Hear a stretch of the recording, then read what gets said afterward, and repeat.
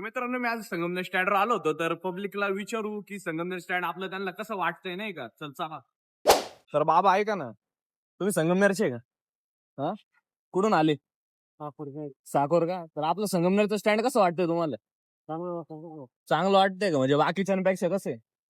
चांगलं आहे का? आणि आजी तुम्ही कुठून आलाय? मी अकोल्यावरून आले. अकोल्यावरून आल्या का? आपलं तुम्हाला संगमनेर स्टँड कसं वाटतंय त्याचं? चांगलं आहे ते. चांगलं आहे ना, बऱ्यापैकी चांगलं झालेलं आहे डेव्हलप वगैरे. हा, तेच विचारायचं होतं.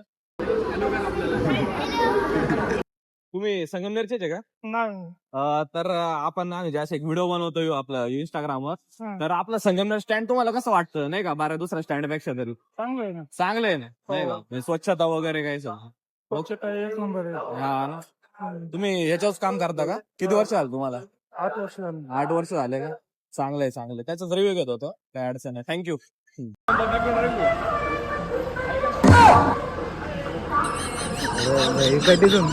आपलं संगमनेर बस स्टँड तुम्हाला कसं वाटतं?